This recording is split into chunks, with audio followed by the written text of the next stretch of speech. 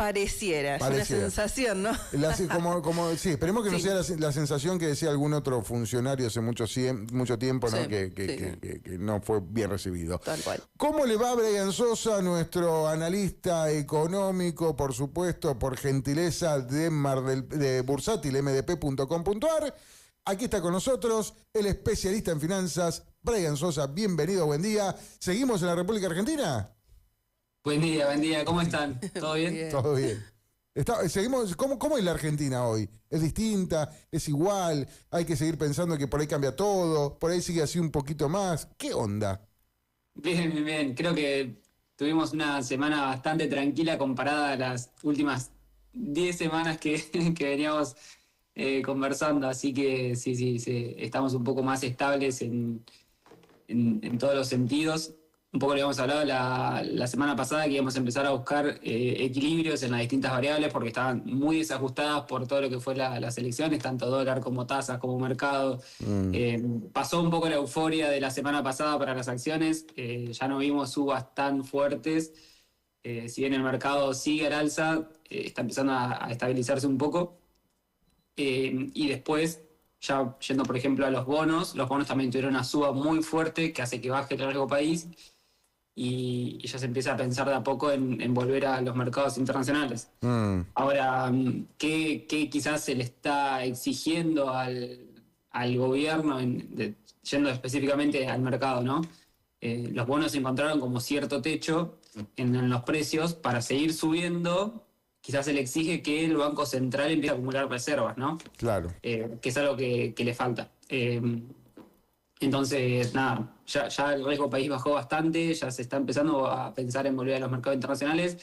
Para esos pocos puntos de riesgo país que le faltan bajar para volver a los mercados, nada, la exigencia es esta, acumular dólares. ¿Y cómo? Bueno, ahí es donde quizás no está tan claro cómo se va a hacer, porque recuerden que los bancos centrales o el Tesoro son jugadores grandes y si salen a comprar dólares al mercado, bueno... Claro. Deberíamos tener un dólar más alto o una suba del tipo de cambio, ¿no? Así que eso es un poco hoy lo que se está mirando para entender si estamos bien, si los bonos pueden seguir subiendo. Ese es un poco el panorama hoy. Ayer escuché a un economista, ayer creo que fue en algún canal de televisión de estos de noticias, ¿no? La verdad que estaba haciendo zapping, no me acuerdo en cuál, y dijo algo así como, y bueno, de acá a fin de año claramente el dólar tiene que valer 1.900 mangos, porque no sé qué, que está atrasado. Entonces, hay una ola también, ¿no?, de economistas que vienen planteando la devaluación, ¿o no? Digo, porque yo no entiendo, por eso te lo pregunto. Sí, yo creo que sí, que hay una ola de economistas planteando la devaluación. Pero pará, ¿son operetas al mercado o son jugadores, que influyen en el mercado o es todo piripipí? Yo creo que mi apreciación personal es que quizás antes se le daba más entidad, antes quizás había economistas que digamos que su voz tenía quizás más peso. Después, con el pasar de los años, más que nada en 2023, 2024, donde las variables económicas se movían tanto y quizás eran mes tras mes donde no la pegaban, y como que bueno, tomo con pinzas un poco lo que decís porque la realidad después termina mostrando algo distinto. En ese sentido, sí, a ver, igual cuando se hacen estos escenarios es por esto que te comento, mirá, necesitamos acumular tanta cantidad de reservas en un plazo determinado. Por ejemplo, el acuerdo que tenemos con el FMI, ¿cómo lo vamos a hacer? Bueno, si lo hacemos con las condiciones actuales del mercado, debería el dólar ir un poco más alto, pero después, no sé, te puede pasar como pasó en octubre, que todos quizás esperábamos un dólar más alto por la compra de dólares que teníamos que hacer para el pago de deudas soberanas y de repente aparece Estados Unidos, por ejemplo. Claro, y cambió todo. A veces hay, digamos, factores que exceden a lo técnico, a la forma natural de hacer las cosas en el mercado, que pueden incluso modificarte estas cuestiones. Entonces, si te basás estrictamente en las condiciones de mercado y si compras tantos dólares, el dólar debería estar tanto como si fuera un Excel, bueno, ahora si le metés quizás lo político o otro tipo de jugadores que pueden entrar, pueden mantenerse. Entonces, hoy estamos viendo el dólar que sigue dentro de las bandas, muy, muy cerca del techo de la banda y no tiene... no hemos visto una apreciación, incluso en la semana de euforia que tuvimos la semana pasada, no vimos apreciación del dólar, es decir, una baja del dólar. y si no bajó hasta ahora, entendemos que el gobierno quizás está cómodo o está comprando dólares en este momento. Todavía no lo sabemos porque el Banco Central siempre publica con delay los datos, pero si no está comprando y estamos en este precio del dólar, quizás la entrada del Banco Central a comprar dólares haga que haya que quizás hacer un cambio del esquema o ver cómo se va a resolver. Yo lo que escuché por ahí también, ¿no? Respecto de esto, fue creo que el ministro de Economía, Caputo, que dijo, me queda cómodo el dólar a 1.500. Dijo antes de las elecciones, ¿no? Claro. Fue. Digo, ¿esto un poco por ahí tiene que ver con eso, con estos dichos del ministro? Claro, sí, cuando entendemos que cuando Caputo se refería a esto es porque lo que se calcula en realidad, más allá de que el dólar esté a 1.500, es el tipo de cambio real multilateral que te mide qué tan barato o caro estás frente a otros países, por ejemplo, que tienen misma venta o compra de bienes y servicios parecidos al tuyo. Entonces, vos a 1.500 entiendo que estás medianamente competitivo con otros países para exportar, por ejemplo, tus productos. Entonces, creo que se refería un poco a eso y esto lo dice porque, digamos, una cosa es quizás que te presten dólares, rolear deuda y toda la parte financiera. Ahora, vos en un país normalizado, digamos, tu flujo de entrada de dólares debería venir por cuántos bienes o servicios vendas. Claro. Cuanto más creces, cuanto más exportás, cuanto más dólares genuinos generás, más normalizado deberías tener tu mercado de cambios y tu economía en general. Entonces, con un dólar quizás más alto, todo lo que tiene que ver con la exportación suele beneficiarse. Y la otra pregunta que te quiero hacer tiene que ver con lo que se ha hablado de las tasas de interés. Ya lo hemos charlado, en algún momento te lo he preguntado. Viste que en pesos vos pones la guita, no sé, en alguna billetera virtual y automáticamente todos los días, ¿no? Te va dando... Va subiendo. Sí, hoy creo que está al 32, no sé, o una cosa así, no sé cuál es el número de hoy, pero digo, Sí. ¿hay una presión para bajar las tasas? ¿Esa tasa? Sí, hay una presión para bajar las tasas. Las tasas en la economía te determinan un montón de cosas. Principalmente a qué tasa se endeudan o se financian las pymes, que es súper importante. Claro.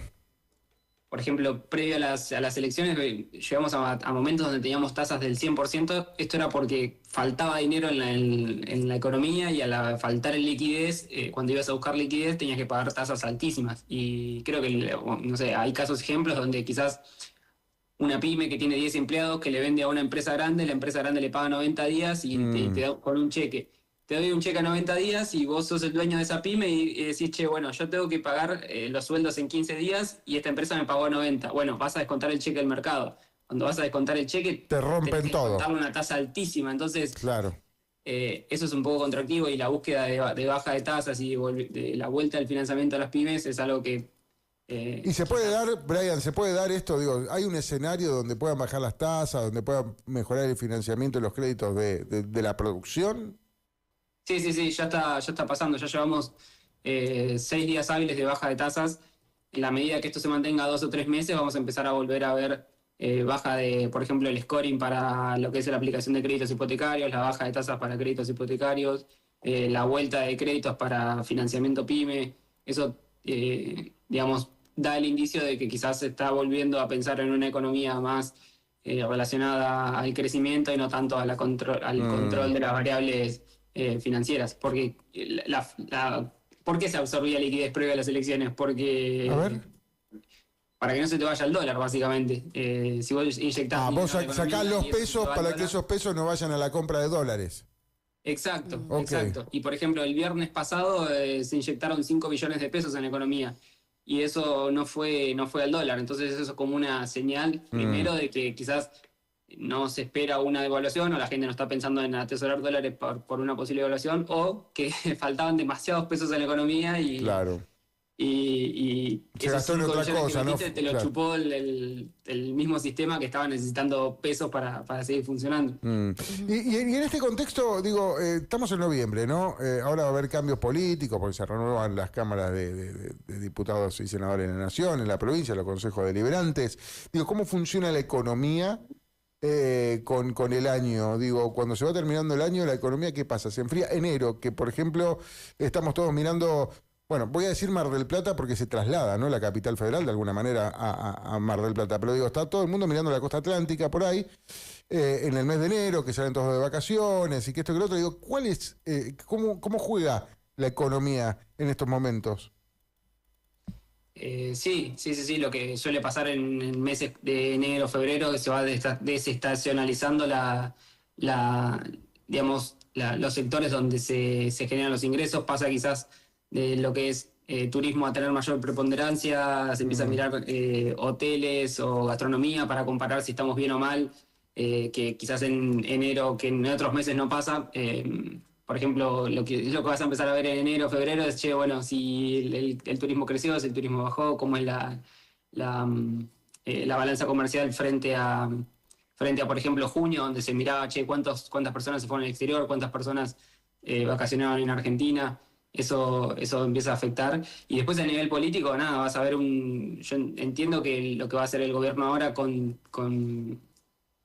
todos los diputados y senadores que incorporó es a acelerar el proceso que quizás hasta ahora se le hizo difícil por no tener, digamos, tantas personas en la parte legislativa.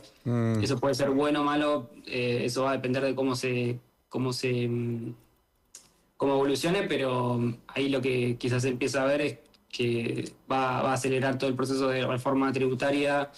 Ahí quería llegar, Brian, ahí quería llegar, la reforma tributaria. No hay mucha información, pero digo, la economía, los mercados, los inversores, todo este mundo que está alrededor de lo financiero, ¿mira la reforma tributaria? ¿Hay información de la reforma tributaria? ¿Crees que es el momento para la reforma tributaria? Yo creo que sí, porque ahí el gobierno tiene una dirección en cuanto a un modelo de país que busca, y ese modelo de país entiendo que es con impuestos más bajos y con apertura, digamos, a los mercados internacionales en cuanto a productos y servicios. ¿Qué pasa? Cuando vos abrís el mercado a productos y servicios extranjeros más rápido de lo que vos le bajás los impuestos al mercado local, y puede ser medio destructivo. Por ejemplo, ¿no? Vos tenés una fábrica de ropa, ¿no? Sí. Y vos pagás 54% de impuestos, por ejemplo, en cargas sociales. Y antes de que te bajen los impuestos a vos, le bajan los impuestos a las marcas internacionales para que vengan. Entonces, claro, vos de repente sos el dueño de una pyme local y te encontrás con que estás compitiendo con un proveedor de afuera, y a mí todavía no me bajaste los impuestos. Entonces, pará, me vas a fundir, bajame los impuestos. Claro. Eso es un poco el espíritu de la presión sobre la reforma tributaria, que ya toda la parte de apertura al mercado internacional se dio, y la baja de impuestos quizás viene a un paso más atrás. Entonces, nada, para mí quizás la impositiva sea la que primero se empuje, justamente por esto, para tratar de nivelar la cancha y que el mercado quizás local de productos y servicios no quede tan en desventaja frente al mercado, frente a los productos internacionales. En este contexto, de todo esto que nos estás contando, los inversores, tenemos varios inversores, ¿no? Grandes inversores, medianos y pequeños. ¿Está bien lo que estoy diciendo? Está perfecto, bien. Perfecto. Dame diferencias en el escenario de hoy entre un gran inversor y un pequeño inversor. Digo, ¿qué es lo que se busca en un escenario como este, al de hoy, ¿no? Porque ojalá que con el correr de los días, las semanas y los meses, hablemos de una Argentina que por lo menos se maneja con índices más o menos normales, ¿no? Y que no tenés revoluciones económico-financieras como venimos teniendo cada tanto tiempo. Supongamos que es un país medianamente normal en esos términos. Digo, ¿qué busca el gran inversor y qué debería buscar el pequeño inversor?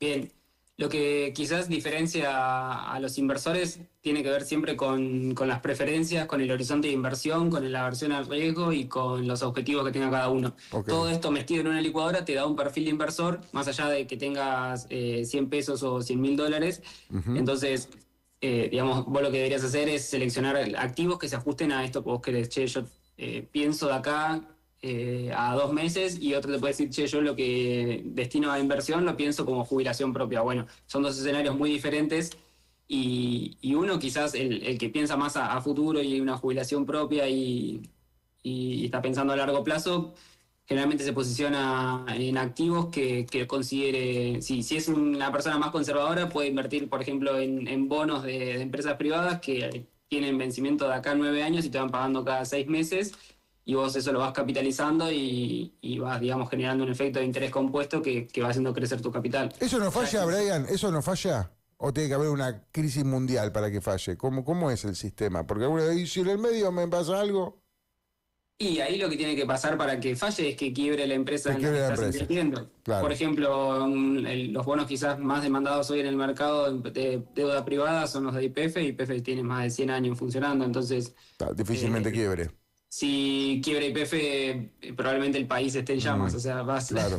O sea, hay inversiones seguras. Va a ser ese bono va a ser uno de los problemas que tengamos. Claro. Pero digo, entonces, hay inversiones seguras para largo plazo. Sí, todas las inversiones, esto hay que decirlo para ser prudente, todas las inversiones tienen un riesgo asociado, obviamente, hay algunas que tienen más riesgo que otras, y eso se mide en el rendimiento de que tenga, por ejemplo, un bono. Un bono de YPF, por ejemplo, rinde un 8% anual en dólares, y, por ejemplo, hoy los bonos soberanos argentinos rinden 11%. Entonces, esa diferencia hace que puedas cuantificar, si se quiere, de forma rápida, cuánto riesgo tiene uno por encima del otro. Claro. Y hoy, cuando lleguen, por ejemplo, el que dentro de un rato se ponga en contacto con vos y te diga, che, Brian, ¿cómo cambió la Argentina? Tengo, no sé, como siempre decís vos, no importa si tenés $100.000 o $100, o 100 pesos, ¿no? Siempre decís lo mismo, la inversión no tiene que ver con el monto. Pero digo, al que llega hoy, el que te llame dentro de un rato, después de escucharte, te diga, che, yo tengo esta guita para invertir. Hoy, en esta Argentina, ¿se mantienen los mismos perfiles de inversión o hay que empezar a mirar otra cosa con los cambios y haber dejado atrás, por supuesto, el momento electoral? Sí, tal cual. Bueno, ahí pasó un poco la euforia de las acciones argentinas. Hay gente que sigue posicionada en acciones argentinas, tiene obviamente menos recorrido que la previa de las elecciones. Y quizás lo que se está viendo mucho también es la compra de CDRs, que son acciones del exterior, que cada vez se incorporan más al mercado local. Esta semana se van a incorporar 6 o 7 nuevas, ya vamos más de 300 acciones del exterior que cotizan en Argentina, y eso está bueno para incorporar. Y ahí estamos viendo también mucha posición de los clientes en metales como oro o plata. Eso es algo que se está viendo mucho. ¿Van al oro? ¿Los inversores van al oro? ¿Cómo? ¿Te compran oro directamente, digamos? No físicamente por ahí, ¿no? Porque no lo tenés en tu casa, claro. Pero... Claro, lo que rinde. Hay un ETF, o sea, un CDR que se llama GLD, que representa, que sigue el precio del oro, y es uno de los más demandados en lo que va del año. Conviene el oro, entonces. Más, digo, no sé. Estamos, por primera vez en décadas, los bancos centrales están a punto de tener en tenencia más oro que dólar. ¿Y eso es raro? Llama la atención, ¿no? Acá no, porque acá se llevan... pero acá de Argentina no se llevan el oro, no se lleva dónde. Es verdad. Nosotros lo tenemos. Sí. Se fue para Londres a hacer tasa de interés. Eso es bastante común. No garcaron, ¿no? ¿O es común esto? Es común porque ¿es común? Vos por el oro, hay un mercado en Londres de futuros de oro donde vos, digamos, con una cantidad de oro podés negociar contratos de oro por un valor muchísimo mayor. Esto te da una tasa de interés y vos a ese oro, digamos, que lo tenías físico, le estás sacando un rendimiento. Hay otros países que dicen, no, bueno, yo prefiero no tener ese rendimiento, pero tenerlo seguro en casa. Bueno, eso va a ser geopolíticamente. Claro. Que consideres vos. Sí, yo no me imagino andando, ¿no? No sé cómo vendrá. Vienen, viste, que son como las películas, los lingotes, ¿no? Son los lingotes, ponerlos abajo. Sí. Es para sostener la cama, ni siquiera para ponerlo abajo de la cama, ¿no? Es para apoyar la cama. Una pepita te llegó. Una pepita, sí. La pistolera. Brian. No, eso es muy... Sí, es muy viejo. Muy viejo, ¿no? Toda gente joven que no sabe de lo que estamos hablando. Igual hay una película que va a salir ahora. Ah, es verdad, sí, con Luisana Lopilato. Se filmó en Mar del Plata, chicos. Sí. ¿Vos sabés? ¿No saben de lo que estoy hablando? Sí, yo sé. Bueno, pero vos sos grande. Estos son jóvenes. Tampoco te haga la piba vos acá. No, ¿viste? estoy informada. Está informada. Con la película. Bueno, vamos a informar entonces, Brian. Para aquellos que se quieran contactar, independientemente de, por supuesto, estar en www.bursátilmdp.com.ar, yo, como siempre, recomiendo que lo llamen a Brian y le digan, che, agrégame a la lista de difusión del WhatsApp, porque todos los días prácticamente tenés información muy importante para aquellos que quieran invertir y tomar decisiones. Pero, ¿a dónde nos comunicamos contigo? me pueden escribir al 223-622-7213. Bueno, ¿hay alguna recomendación ya para decir hoy hay que poner la guita en tal lado? ¿Hay alguna de esas o es muy ruleta? No, es muy ruleta, Es muy pero ruleta. escríbanme que lo... No entendió, Hay un no montón de opciones. Te mandamos un abrazo grande. Buena semana, Brian. Gracias. Chao, chicos. Hasta luego. Buena semana. Brian Sosa, como siempre con nosotros, ingeniero industrial, especialista en finanzas de Bursátil MDP, trayendo todas las novedades de la economía. Sí. Y también a disposición para todos aquellos que quieran saber cómo hacer para mejorar sus ahorros, Claro. dónde invertir, Pensar a futuro. pensar